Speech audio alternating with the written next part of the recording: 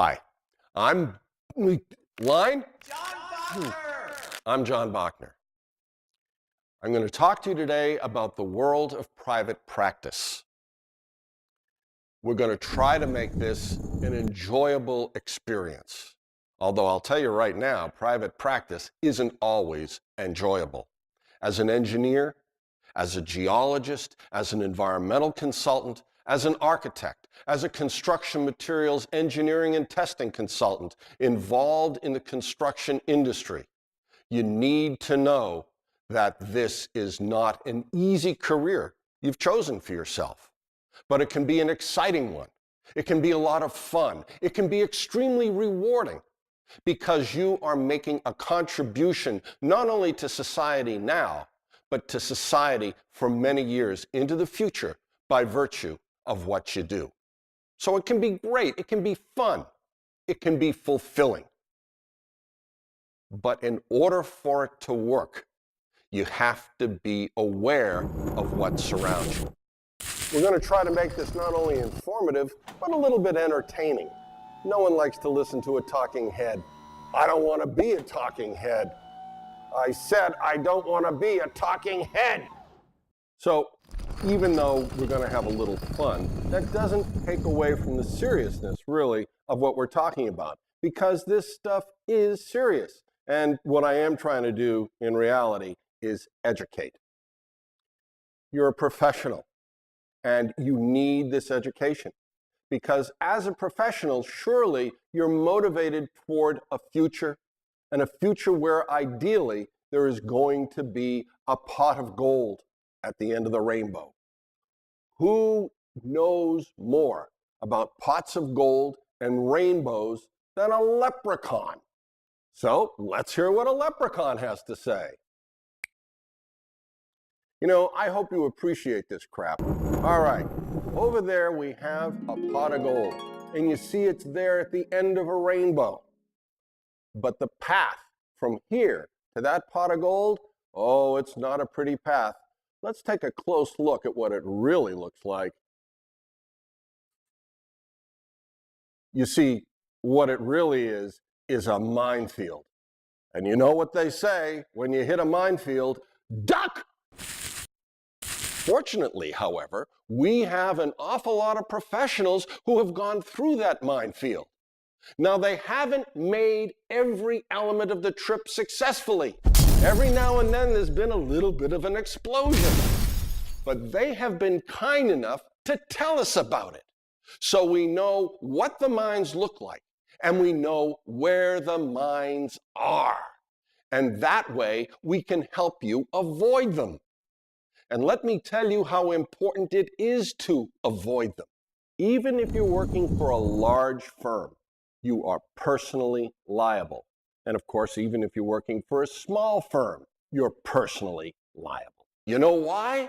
Because that's the law.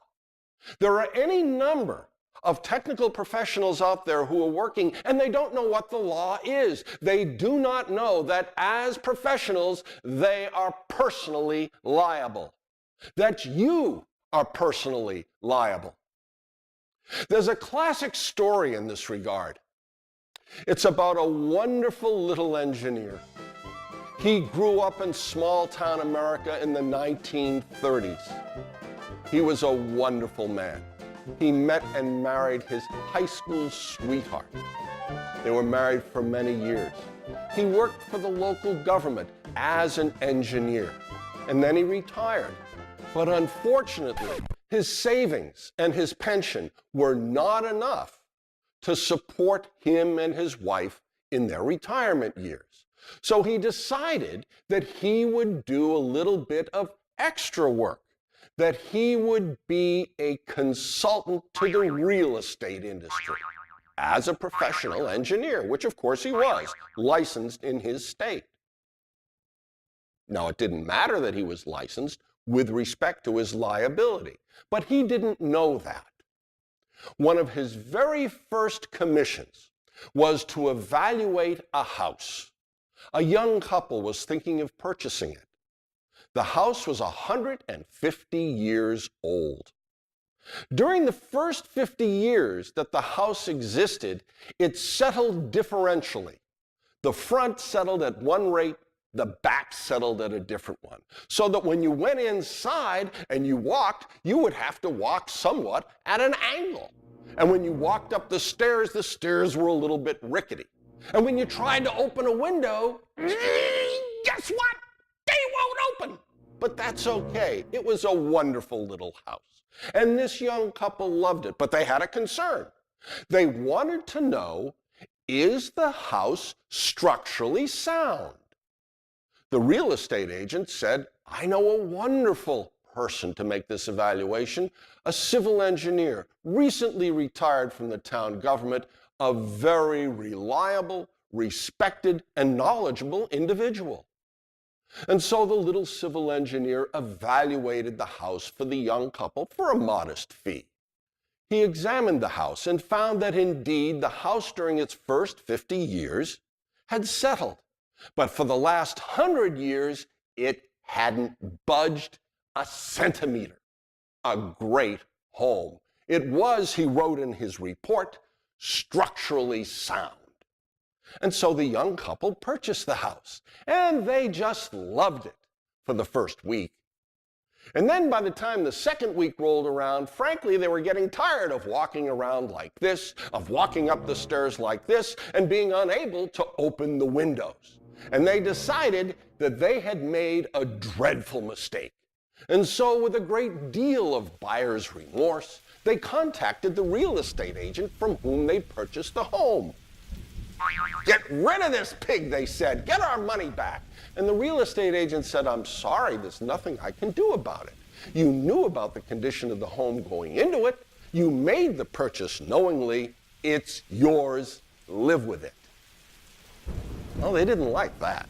So they engaged an attorney. You have to understand that when you engage an attorney, the attorney becomes your advocate. The attorney works for you. The attorney worships you for a fee. And the attorney said, well, what can we do? We can't go after the real estate agent. The real estate agent did nothing wrong. We can't go after the people who sold you the home. They did nothing wrong. We really shouldn't be going after the civil engineer because the civil engineer didn't do anything wrong, but you know what? I bet we can convince a jury the civil engineer did something wrong. Now that may sound pretty icky to you, but the fact of the matter is, if you were that young couple, it would have been music to your ears. Because that's the way our civil justice system works. It's not a fault of the attorneys. They are part of a system and they have to function a certain way for the system to function. It's adversarial. One side against the other. It may be the state versus a citizen or an alien as it may be, or it could be one person versus another person, one entity versus another entity. That's civil law. So what happened here was that the attorney wrote a letter to the civil engineer and said, you were misleading in your report. The house is not structurally sound. What? Said the civil engineer. What are you talking about? Of course this house is structurally sound. Didn't you read my report? There was differential settlement for the first 50 years, but for the last 100 years it hasn't budged. It's structurally sound, And the attorney, acting as an advocate just the way he was supposed to, said, have you been in that house? How can you say it's structurally sound? It's not structurally sound. The floors are crooked, the stairs are crooked, the windows don't open, and the engineer said, I knew that. And the young couple knew that. The people who sold the house knew that. That's why I was there, though, to check it out if it was structurally sound, to make sure it wouldn't fall apart. And the attorney looked at him and said, well, that's not what structurally sound means. And the engineer said, of course that's what structurally sound means. And the attorney says, no, it isn't. If it's structurally sound, the floors wouldn't be crooked, the stairs wouldn't be crooked, and so forth. And the engineer was absolutely beside himself and said, well, you're absolutely wrong, and I know I'm right. And the attorney said, you know what, sir? I respect your opinion, but I don't believe it, and you're going to have your day in court to prove it. Do you know how much a day in court costs? So then it began, the process of a day in court. A request for materials, reports, a check into the background of the civil engineer, and so many other inquiries. And the civil engineer had to respond. And he had to go out, of course, and get his own attorney. He had to start writing checks to his attorney, paying money that was indeed set aside for his and his wife's retirement. Well, after a while, he started getting very tense, very upset. He couldn't sleep. He was agitated. His wife said to him, "Please, honey, calm down. You're going to have a heart attack." And you know what? He did. So there he is in the hospital, and the attorney for the young couple probably hovering over him, thinking to himself, "Oh, goodness, look what I have done to this poor little fellow. If I keep this up, he's probably going to die. Of course, if I don't keep it up, I'll breach my ethics," which is true. That's the way our system works. So he kept it up, and you know what happened? The little engineer died. So they had to take more money out of the retirement funds to bury him, and now there's his wife. She's tense, she's agitated. Maybe she thought, "Oh, my poor husband, the other side killed him, so now it's over." No, it's not over. Death is not a defense. She couldn't close the estate until this claim was resolved. So she began getting all upset and all emotional, and she went into the hospital with a bleeding ulcer. And the attorney must have thought to himself, "Oh my God, I killed the little engineer, and now I'm going to kill his widow." So it goes. And the lawsuit proceeded. Fortunately, some of her relatives came to the fore and purchased the house back from the young couple. And they were, of course, very pleased. So what does this tell us?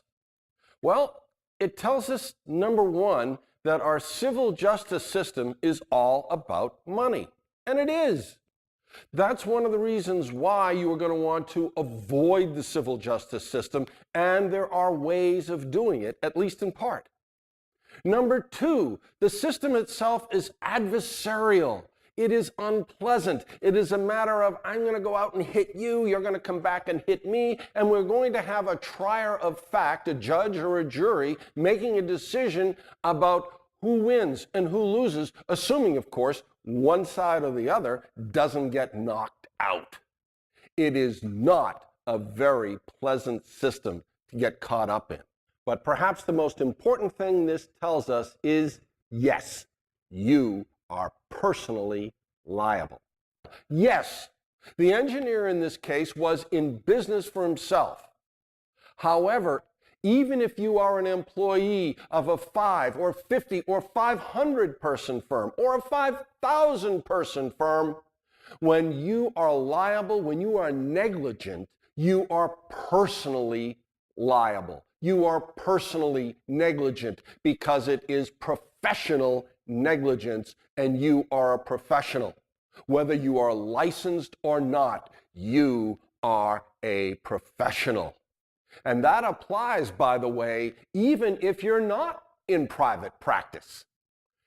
And as you recall, in the case of the engineer, even if you die, you cannot shed that liability.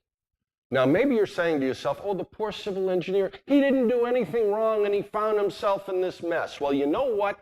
That's not quite the case. There are lessons to be taken away from this case history.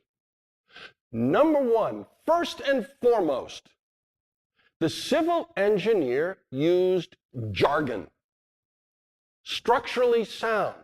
What did the lawyer say? The lawyer said, well, that it doesn't mean what you say it means. So what should the civil engineer have done? He should have used definitions. When he used a term like that, he should have defined, here's what this means to a layperson in English. It's no different from going to a doctor and the doctor says, well, you have flippity-boopity. I say, oh my gosh, I have flippity-boopity. You know, what does that mean, doc? And the doctor then has to explain in English what it means. The same thing. You have that responsibility to ensure that other people understand the terms you are using.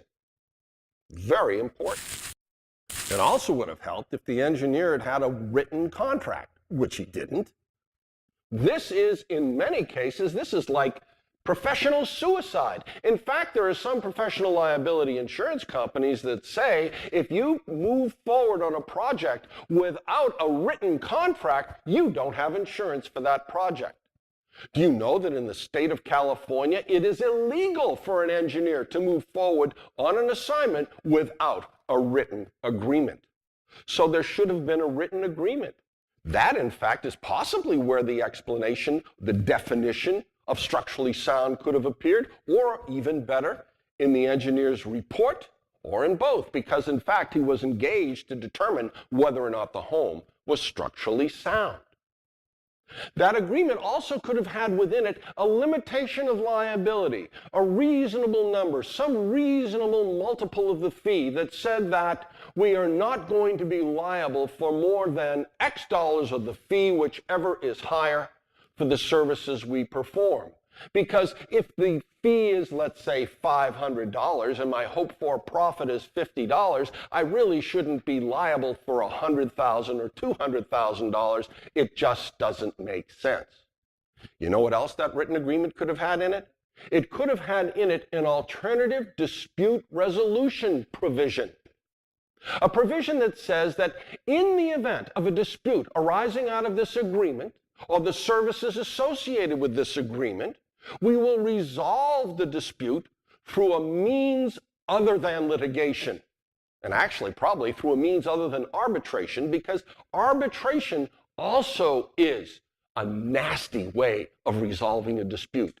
Maybe through mediation or some other method. There are many available that can get the dispute resolved quickly and fairly. These are just a few of the lessons, another one being it's a pretty good idea to have professional liability insurance. So these are the kinds of things we come to understand because of the mistakes made by others. Now, in the grand scheme of things, this was not a huge multi-million-dollar lawsuit. In fact, there have been a number of case histories where the problem has been resolved through the purchase of a home. And the engineer who purchased the home kept it for around 5 years and sold it for substantial profit. But in this case, in fact, the dispute ruined the retirement years of a wonderful couple and resulted in the death of a pair of true lovebirds. That's sad. There are other things that we can learn. Educate the client representative. Let the client representative know about the different kinds of things that can go wrong. The client representative should be aware of the services that are required, the extras that may occur. The client representative needs to know about what will happen if you do not perform certain services. And of course, by all means, you need to document what you tell the client representative. And that way you can gain what's called informed consent. The same thing that doctors do. They just don't go ahead and say, we're going to do this and then do it. They try to engage the client or the patient, as it were. And you need to do the same thing. Something else that a lot of doctors do. Do you know that some of them, when the patient comes in and says, oh, I need help, doctor, I'm a lawyer, they'll say, don't speak your language, sorry, down the street. No, I think physicians really are kind of barred from doing that, but engineers are not. And there are any number of engineers and architects and so forth that have learned that, frankly, there are certain types of clients, not necessarily lawyers, but that you would be wise to avoid. Always try to avoid a client, frankly, involved in the residential sector. They're nothing but trouble. And always try to avoid a client that doesn't have enough money to pay for a high quality service. Because as soon as you start cutting corners, you start getting yourself into trouble. Always remember that a shortcut is the quickest way to get to hell. You don't want to go there. Earlier I made the analogy to your services and the services provided by a physician. That's a good analogy. Bear in mind that what society expects of you is exactly what society expects of physicians. Society expects you to do it right. There are certain ways that professionals perform, and you need to perform in that manner. One thing to bear in mind in that regard is that no good deed goes unpunished, because very often we say to ourselves, well, it's a good deed, I can take a shortcut, and we know where shortcuts get you. Consider this, for example. There you are, you're at a Little League game. It's the last inning. Your team is ahead by 1 run. The other side has 2 men on base, first and second. Their best hitter is up. Crack of the bat. The ball goes right through. Oh my goodness, there's a shortstop, a little girl. She picks up the ball, she flips it to third. Forced out, game over, you win. You're just delighted because that's your son at third. And you say, whoa, what a great. And the fella standing next to you says, oh, what a great. And he says, you say to him, that's my son on third base. He says, that's my little girl playing shortstop. You congratulate one another. And then all of a sudden, oh, jeez, oh. He looks at you and says, what's wrong? He says, this neuralgia, it's terrible. He said, let me tell you something. He says, I'm a physician, and in the mail today, I got these wonderful new pills. They're just for neuralgia. Try one. It'll fix you right up.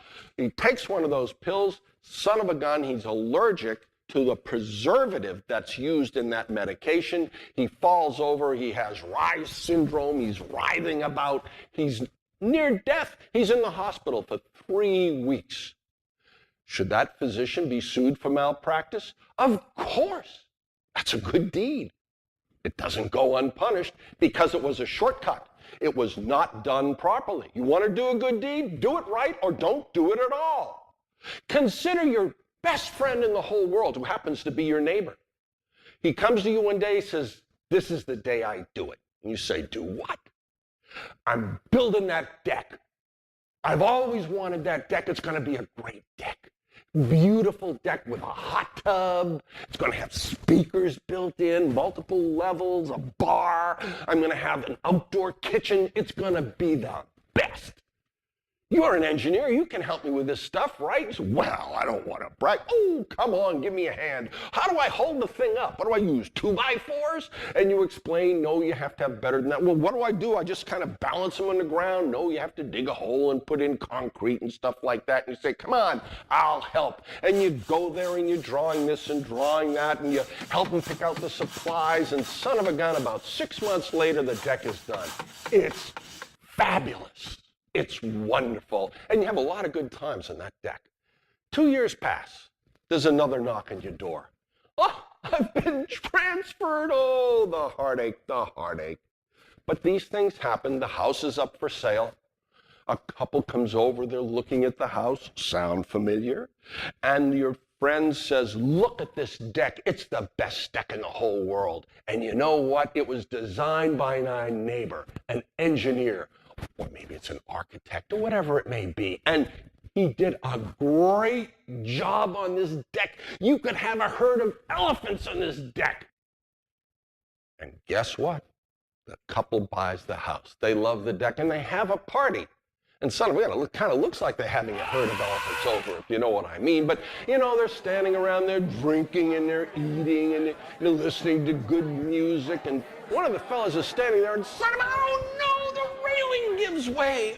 Oh no, the railing breaks. He falls over, broken back. No problem. Got insurance.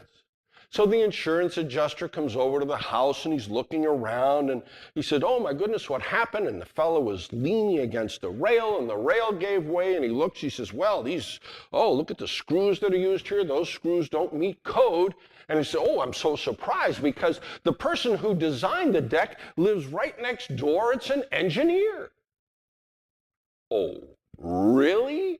And that is when you find out what the word subrogation means. Because essentially what it says is the insurance company is going to write a check to the injured party as long as the homeowner says, yes, you can sue whomever you want to get your money back. No good deed goes unpunished. Don't do good deeds. Provide a good professional service. Do it right or don't do it at all. So what have we learned from all this? There are a number of important lessons. These are general lessons. These are things that you need to absorb to form a framework of thought in just about everything you do. And in private practice, these basic lessons will stand you in excellent stead for years and years. The people who run into trouble have never learned these lessons until they get into trouble. Number one, pick your clients carefully. Don't do work for anybody who asks of it. Find out, who are you? What are you? What is your organization? Tell me about yourself, or let me learn about you so I can make sure that I'm working for the right kinds of folks. That's very important. Number two, educate that client representative that you'll be working with, or a group of client representatives. Make sure they know what it is that you're going to be doing for them. And ask them questions so you can ensure that you understand what they need and what they expect. A lot of this educational activity you can do during what's called the contract formation process. That is when you sit down and speak with the people who represent the client representatives, and develop a written agreement. If you do not have the time to develop a written agreement for a project, then you are a fool to accept that project. You are asking for trouble, and there are hundreds and hundreds of case histories that prove that point. We don't need another, but if you want to add to the collection, be our guest. A written agreement. Always have a written agreement. In that written agreement, be certain that you have an alternative dispute resolution provision. It says that in the event of a dispute, we will resolve it through mediation or some other what's called accommodative method. A method that says, I want to resolve the dispute, you want to resolve the dispute, let's resolve the dispute. If you suggest to a client representative, why don't we have alternative dispute resolution in the agreement, and the client representative says, no, man, if we have a dispute, I want to use litigation, run, do not walk to the nearest exit. Also include in that agreement a limitation on your liability, a reasonable amount of money for which you should be liable, but not for more. If you perform $1,000 worth of service on a $10 million project, should you be liable for $10 million? I think not. But if you don't have that provision in your written agreement, you will be. That doesn't make much sense. Always recall that society expects you to be a professional. You know how a doctor should act. You certainly have a pretty good idea of how a doctor should perform. You need to perform the same way. Be a professional. And that means you're going to do it right, or you are not going to do it at all. If a friend says, can you help? You can say, of course I can help. However, understand that in building this deck, it requires permits, and we have to get permits. As a professional, do it right or don't do it at all.